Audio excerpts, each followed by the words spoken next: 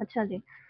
Plant tissues, जिस तरीके से एनिमल टिश्यूज से आपके पास, यानी कि एनिमल जो है इसकी पूरी फॉर्मेशन टिश्यूज से हो रही है, इसी तरीके से एक प्लांट की भी पूरी फॉर्मेशन कुछ टिश्यूज से मिलकर होती है। यानी कि कुछ स्पेसिफिक किस्म के टिश्यूज होते हैं जिनकी मदद से एक पूरा प्लांट तैयार होता है आपका। प्लांट टिश्यूज में दो मेन टिश्यूज में हम इसको डिवाइड करते हैं। हमारे पास दो मेन टिश्यूज हैं, एक मेरिस्टेमेटिक टिश्यू होता है और एक परमानेंट टिश्यू होता है, ठीक है। मेरिस्टेमेटिक की आगे मजीद कोई ब्रांचेस नहीं होती, जबकि परमानेंट टिश्यू आपकी मजीद बहुत सारी ब्रांचेस में डिवाइड हो रहा है, जिसको हम अभी पढ़ेंगे। एक्सप्लेनेशन आपको मिलेगी कि परमानेंट टिश्यूज होते क्या हैं, ठीक है। मेरिस्टेमेटिक टिश्यूज जिन सेल्स से बनते हैं उन सेल्स में डिवीजन की कैपेबिलिटी होती है। क्या चीज होती है उनमें? उनमें डिवीजन की कैपेबिलिटी होती है। और परमानेंट टिश्यूज जिन टिश्यूज से बनते हैं उनमें डिवीजन यानी सेल डिवीजन की कैपेबिलिटी नहीं होती, ठीक है।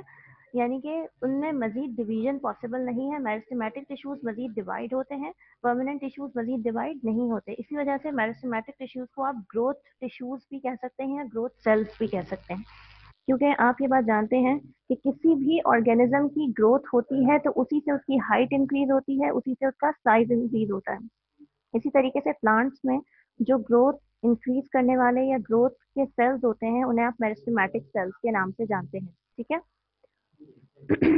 मेरिस्टेमेटिक सेल्स आपके मेरिस्टेमेटिक टिश्यूज जो हैं वो आपके कैसे हैं, ये बात आपको बता दी है मैंने कि जिनके अंदर सेल्स के अंदर डिवीजन की पॉसिबिलिटी होती है, सेल्स डिवाइड हो सकते हैं। और सेल्स डिवाइड होते हैं उसकी वजह से प्लांट की ग्रोथ इफेक्ट होती है, यानी कि उसकी ग्रोथ मजीद बढ़ती है। अब मेरिस्टेमेटिक टिश्यूज आपके पास दो तरह के होते हैं, एक एपिकल मेरिस्टेम्स होता है और दूसरा लेटरल मेरिस्टेम्स होता है। एपिकल का मतलब अपने पास नोट डाउन कर लीजिए, एपिकल का मतलब होता है टॉप या फिर टिप। यानी कि प्लांट का जो टॉप पोर्शन है या टिप आप जिस चीज को कह सकते हैं वो चीज आपकी एपिकल कहलाती है। इसका मतलब ये हुआ कि हर प्लांट के अंदर जो साइज इंक्रीज होता है वो साइज इंक्रीज एपिकल मेरिस्टेम की वजह से होता है, ठीक है। किसी भी रूट में या स्टेम में बढ़ने की जो सलाहियत होती है वो बढ़ने की सलाहियत एपिकल मेरिस्टेम की वजह से पॉसिबल होती है। और उसी की वजह से हर प्लांट की लेंथ इंक्रीज होती है और वहां मुसलसल सेल डिवीजन चल रही होती है। क्योंकि आपने अभी पढ़ा कि मेरिस्टेमेटिक टिश्यूज जो है वो मेरिस्टेमेटिक सेल्स से बनते हैं जिनमें डिवीजन की क्वालिटी मौजूद है, जो डिवाइड हो सकते हैं।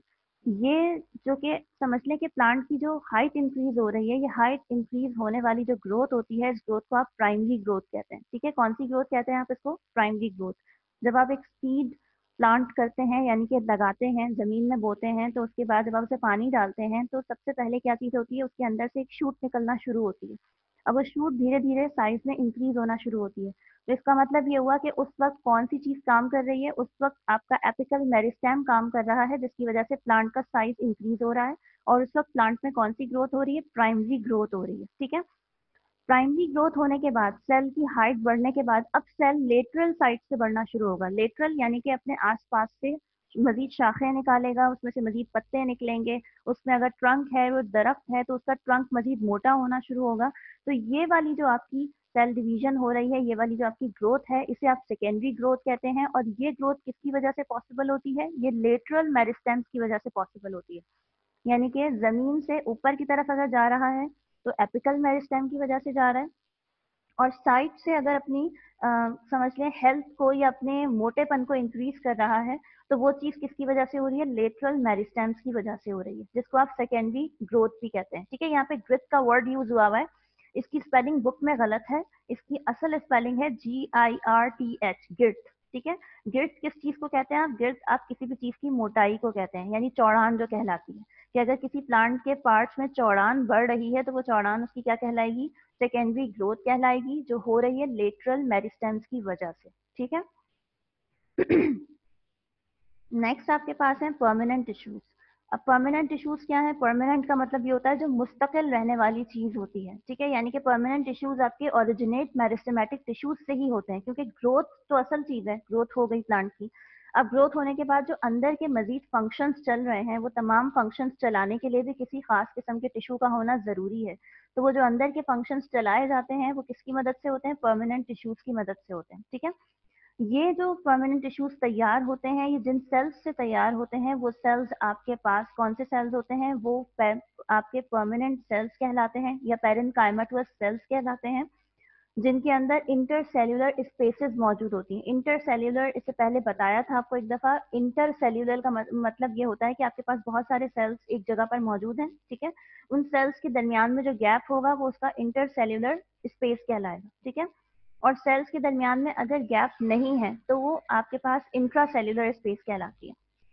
यानी कि सेल के आपके पास जो मेरिस्टेमेटिक टिश्यूज हैं उनके सेल्स में आपस में गैप नहीं होता, इसी वजह से उनके अंदर सेल डिवीजन पॉसिबल है। जबकि परमानेंट टिश्यूज में सेल्स में आपस में गैप होता है, क्यों? क्योंकि उनको मुख्तलिफ फंक्शंस परफॉर्म करने होते हैं, ठीक है। परमानेंट टिश्यूज आपके पास पोजीशंस के लिहाज से और कॉम्पोजिशन के लिहाज से दो तरह के सेल्स में डिवाइड होते हैं। एक होते हैं सिंपल परमानेंट और दूसरे होते हैं कंपाउंड या फिर कॉम्प्लेक्स टिश्यू।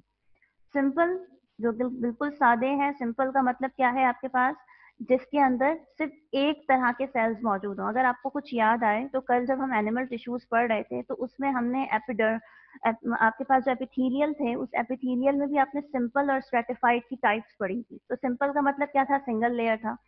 यहाँ पर सिंपल परमानेंट टिश्यू का मतलब ये है कि वो टिश्यूज जो सिर्फ एक तरह के सेल्स से बनते हैं, ठीक है। और कॉम्प्लेक्स टिश्यूज आपके कौन से होंगे, वो जो कि मुख्तलिफ किस्म के सेल्स से तैयार हो रहे होते हैं, उन्हें आप कॉम्प्लेक्स कहते हैं। और वो क्यों मुख्तलिफ किस्म के टिश्यूज से तैयार होते हैं, उसका रीजन भी यही है कि वो इस वजह से मुख्तलिफ किस्म के सेल्स से तैयार होते हैं क्योंकि उसे मुख्तलिफ फंक्शंस परफॉर्म करने होते हैं, ठीक है। सबसे पहला है आपके पास एपिडर्मल। जिस तरीके से वहां एपिथेलियल था आपके पास स्किन टिश्यू, इसी तरीके से यहाँ एपिडर्मल टिश्यू आपका स्किन टिश्यू कहलाएगा, ठीक है। यहाँ तक मेरी बात सबको क्लियर है? सिंपल परमानेंट टिश्यूज में आपके पास सबसे पहले है एपिडर्मल टिश्यूज, ठीक है। अब एपिडर्मल टिश्यूज में आपके पास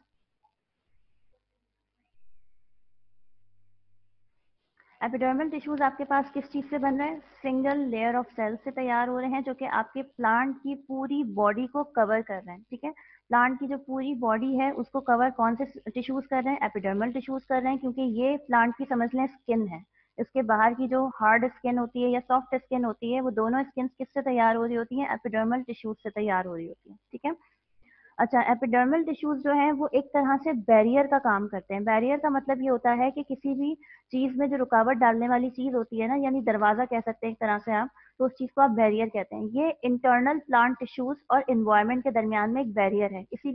इसीलिए इसको जो है वो स्किन के टिश्यूज, मतलब स्किन के जो टिश्यूज तैयार हो रहे हैं आपके, वो किससे तैयार हो रहे हैं, एपिडर्मल टिश्यूज से, क्योंकि वो एज अ बैरियर काम करता है, बाहर के इन्वायरमेंट को अंदर के प्लांट टिश्यूज से बिल्कुल अलग करके रखता है, ठीक है। एक तरह से दरवाजे का काम कर रहा है ये, ठीक है। अच्छा, ये रूट्स में क्या क्या फंक्शन परफॉर्म कर रहा है, ये रूट्स में फंक्शन परफॉर्म कर रहा है एब्जॉर्प्शन का, वाटर और मिनरल्स का। आप ये बात जानते हैं कि प्लांट के जितने भी रूट्स होती हैं उन रूट्स का फंक्शन ही यही होता है कि उन्होंने जमीन से वाटर्स को और मिनरल्स को एब्जॉर्ब करना होता है, ठीक है। प्लांट्स का ये फंक्शन है, ये बात अच्छी तरीके से आपको पता है। और वो जो वाटर और मिनरल एब्जॉर्ब हो रहा है, अब वो आगे किस तरीके से पहुंचता है, ये बात आप आगे जाके पढ़ेंगे कॉम्प्लेक्स और कंपाउंड टिश्यूज के अंदर। अब यहाँ एक और लाइन जो लिखी हुई है आपके सामने कि स्टेम्स और लीव्स में ये क्यूटिन सिक्रीट करते हैं। अब क्यूटिन के मीनिंग या क्यूटिकल के मीनिंग अपने पास लिख लीजिए। क्यूटिकल आप सेल के ऊपर की लीफ के ऊपर की या प्लांट के ऊपर की वैक्सी लेयर को कहते हैं, ठीक है। लीव्स में हम अक्सर इसका नाम पढ़ते हैं। क्यूटिकल आपके प्लांट्स की वैक्सी लेयर होती है। वैक्सी लेयर क्यों कह रही हूँ मैं इसको, इसलिए क्योंकि ये एवापोरेशन से महफूज रखती है। यानी कहने का मकसद ये कि आपके प्लांट का सारा पानी जो कि उसकी स्किन के ऊपर भी अगर मौजूद हो तो वो एवापोरेट नहीं होता, वो प्लांट के अंदर मौजूद रहता है। अगर प्लांट में से सारा पानी एवापोरेट हो जाएगा तो क्या प्लांट के पास पानी बचेगा? बिल्कुल भी नहीं बचेगा। जबकि प्लांट जो है उसका सारा फंक्शन पानी की मदद से ही चल रहा होता है। उसमें जो फोटोसिंथेसिस का काम चल रहा है वो भी पानी की वजह से चल रहा है। इसीलिए प्लांट्स के ऊपर स्टेम्स में और लीव्स में जो ऊपर एक लेयर होती है एपिडर्मल टिश्यूज की वजह से, उस लेयर को आप क्यूटिकल कहते हैं, ठीक है। एपिडर्मल टिश्यूज जो हैं वो स्पेशलाइज्ड किस्म के फंक्शंस परफॉर्म करते हैं जिसके लिए उस वो खास चीजें फॉर्म करते हैं। एक तो रूट हेयर्स हैं आपके पास और दूसरे क्या है, स्टोमेटा। स्टोमेटा का नाम आपके पास कहाँ आता है, जब आप लीफ का स्ट्रक्चर पढ़ते हैं। किसी भी लीफ के अंदर जो ओपनिंग और क्लोजिंग वाला एक आइटम मौजूद होता है जिसकी मदद से पानी बाहर या अंदर से कोई खराब चीज को बाहर निकालना हो, वो चीज इन एंड आउट करने के लिए जो आपके पास लीव्स में छोटे छोटे से दरवाजे मौजूद होते हैं, उन्हें आप स्टोमेटा कहते हैं, ठीक है। उसी तरीके से आपके पास रूट्स में जो एब्जॉर्प्शन का काम करने की जिम्मेदारी होती है वो रूट हेयर्स की होती है, ठीक है। कभी रूट्स का स्ट्रक्चर देखा है किसी ने? जिन्होंने घर में प्लांट्स की ग्रोथ की होगी या जिन्हें बहुत शौक होगा प्लांट्स वगैरह के अंदर थोड़ी सी जो प्लांटेशन करते हैं, तो उन्होंने लाजमी रूट्स के अंदर का स्ट्रक्चर देखा होगा कि रूट हेयर्स कैसे होते हैं। रूट्स के ऊपर जो बारीक बारीक से हेयर्स होते हैं वो रूट हेयर्स कहलाते हैं, ठीक है। और रूट हेयर्स क्या करते हैं, एब्जॉर्प्शन का काम करते हैं, पानी को और मिनरल्स को एब्जॉर्ब करते हैं, ठीक है। नीचे आपके पास यहाँ पे एक डायग्राम शो करवाई हुई है, वो एपिडर्मल टिश्यू की डायग्राम है। यानी उसमें एपिडर्मल टिश्यू में इन्होंने कौन सा स्ट्रक्चर दिखाया है, ये इन्होंने लीफ के अंदर का एपिडर्मल टिश्यू दिखाया है और कहीं का नहीं दिखाया हुआ। ये लीफ के अंदर का एपिडर्मल टिश्यू है, इसीलिए आपको यहाँ बीच में स्टोमेटा नजर आ रहा है, ठीक है। ये स्टोमेटा का स्ट्रक्चर है जो हम लीव्स में अक्सर देखते हैं।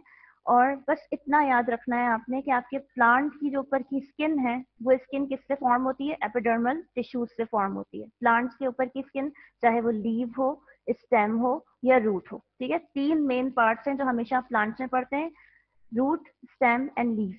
तीनों की जो लेयर बनती है, स्किन बनती है, वो किससे बनती है, एपिडर्मल टिश्यूज से बनती है, ठीक है। नेक्स्ट है आपके पास ग्राउंड टिश्यूज। ग्राउंड टिश्यूज क्या होते हैं? ग्राउंड टिश्यूज आपके पास कैसे होते हैं, ये सिंपल टिश्यूज हैं जो कि पैरेन्काइमा सेल से बने हुए हैं। अच्छा, एक चीज और, जो आप स्टार्टिंग में ये टेबल याद करेंगे बेटा, तो इस टेबल में आपके सामने सिंपल में जो नाम लिखे हुए हैं वो एपिडर्मिस लिखा हुआ है, पैरेन्काइमा लिखा हुआ है, कॉलेनकाइमा और स्क्लेरेन्काइमा लिखा हुआ है। यहाँ कहीं सपोर्टिंग या ग्राउंड टिश्यू का नाम नहीं लिखा हुआ, तो आप परेशान हो जाएंगे फौरन।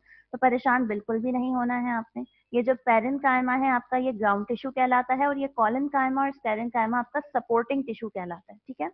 एपिडर्मिस आपका वही एपिडर्मल टिश्यू है, पैरेन्काइमा आपका ग्राउंड टिश्यू है, कॉलेनकाइमा और स्क्लेरेन्काइमा क्या है, आपका सपोर्टिंग टिश्यू है, ठीक है। अच्छा, ग्राउंड टिश्यूज क्या करते हैं?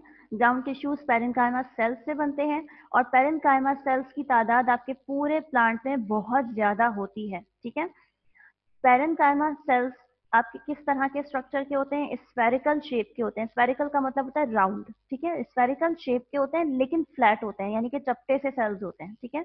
और इनके अंदर प्राइमरी सेल वॉल मौजूद होती है। अच्छा, प्राइमरी सेल वॉल और सेकेंडरी सेल वॉल का तस्करा आपके सामने आएगा, तो ये याद रखें कि सेल वॉल के ऊपर की लेयर प्राइमरी सेल वॉल कहलाती है, और इसके नीचे एक और लेयर होती है, वो सेकेंडरी सेल वॉल कहलाती है, ठीक है। आपने तीन तरह के नाम पढ़े थे कि primary cell wall, secondary cell wall, tertiary cell wall, और फिर आपने एक नाम और पढ़ा था,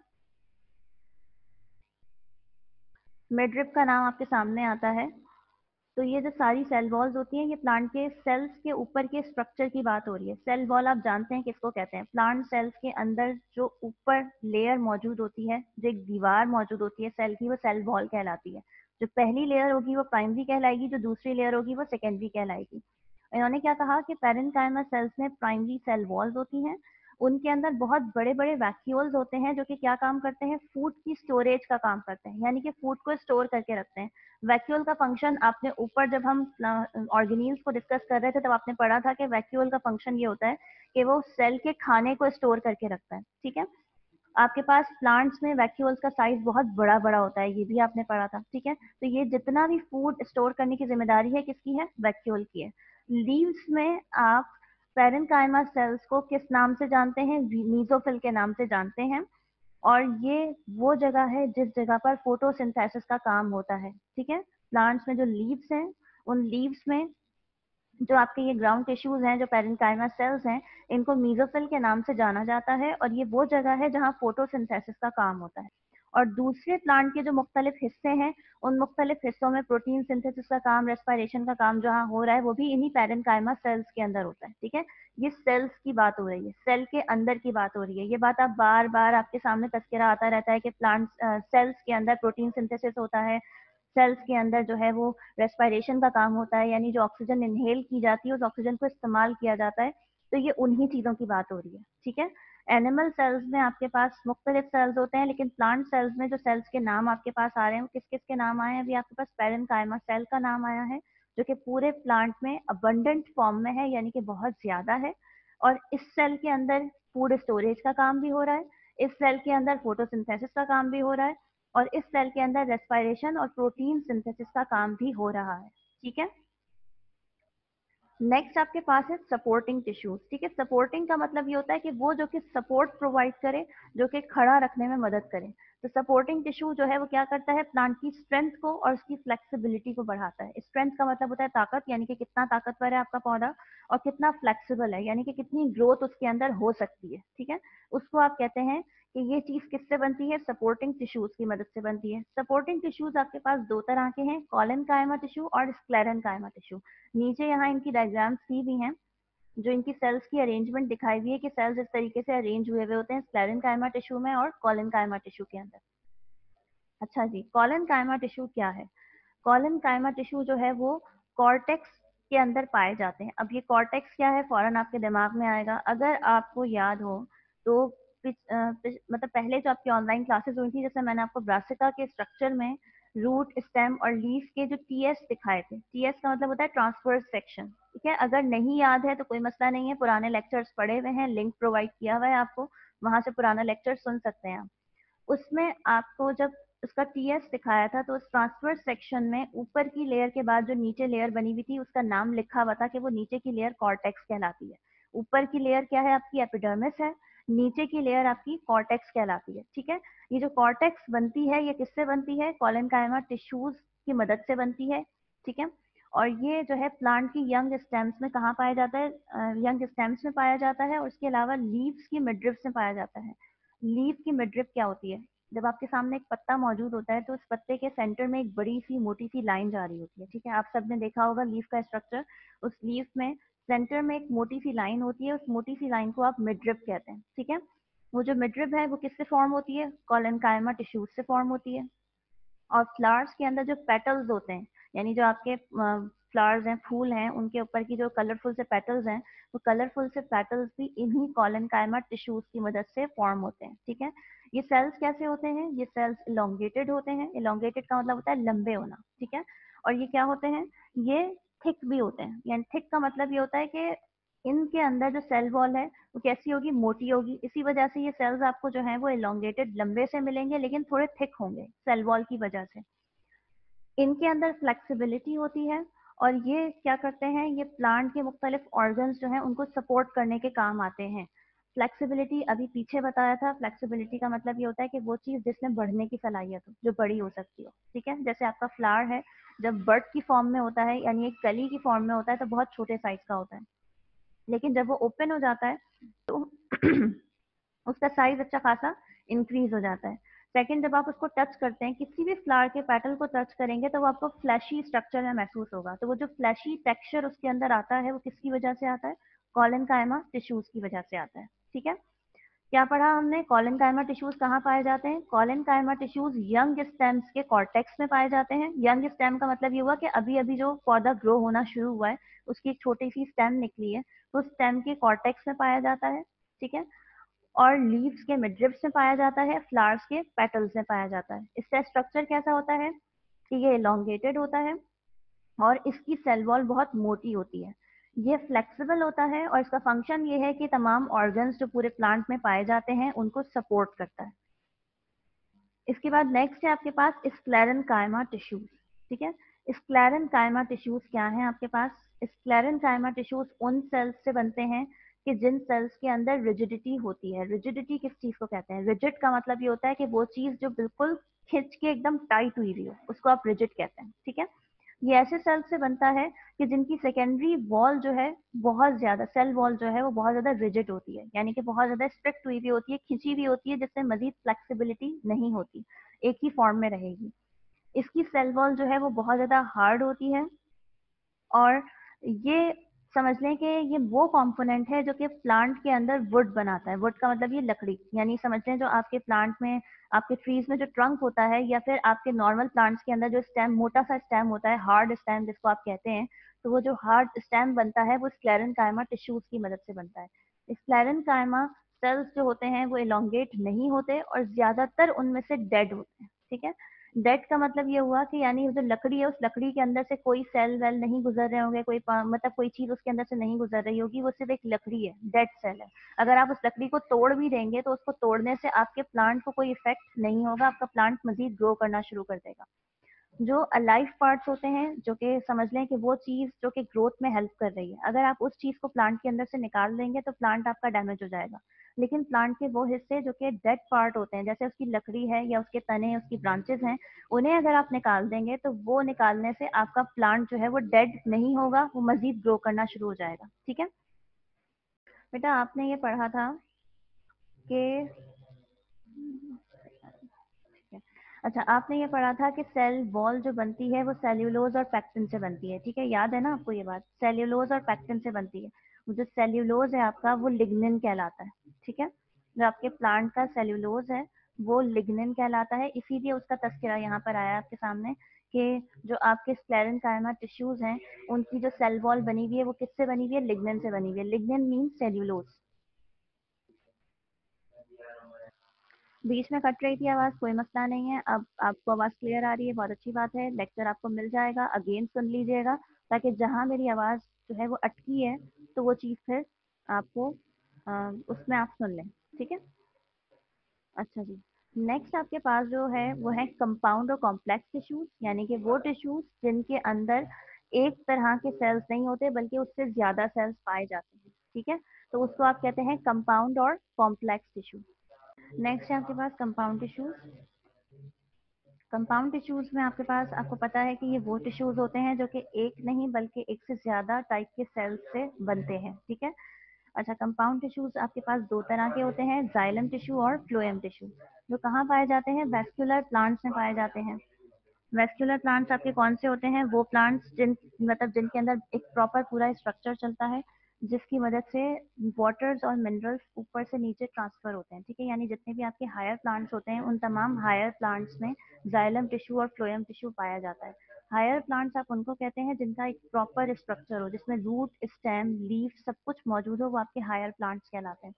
और वो प्लांट्स जिसमें रूट, स्टेम और लीफ प्रॉपर तरीके से नहीं होता, वो आपके लोअर प्लांट्स कहलाते हैं। ठीक है, अब जाइलम टिश्यू आपका क्या है? जाइलम का और फ्लोएम का फंक्शन आपको अच्छे से पता है कि जाइलम टिश्यूज वो टिश्यूज होते हैं जो कि रूट से तमाम वाटर और मिनरल को लेते हैं और लेकर ऊपर लीव्स तक पहुंचाते हैं, जहां पर फोटोसिंथेसिस का काम चल रहा है।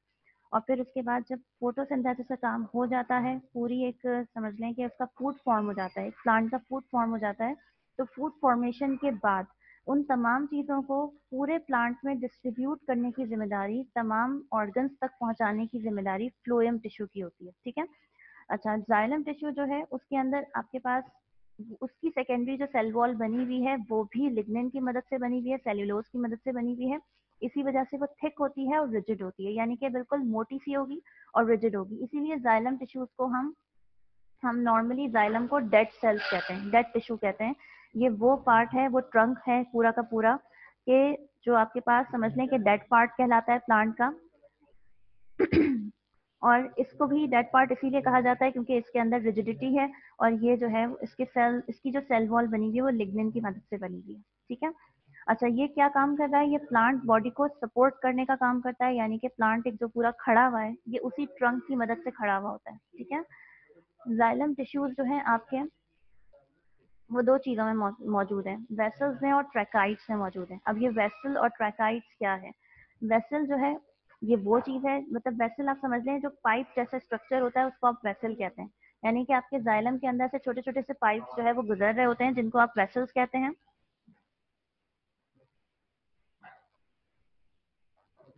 इसकी जो सेल वॉल है आपस इसकी जो इधर उधर अतराफ में सेल वॉल मौजूद होती है, सेकेंडरी सेल वॉल कहलाती है, और ये बहुत थिक होती है। ठीक है, अब ये जो वेसल्स हैं ये आगे जाके ट्यूब्स की फॉर्म में कंबाइन होते हैं, किसके साथ? ट्रैकाइड्स के साथ कंबाइन होते हैं।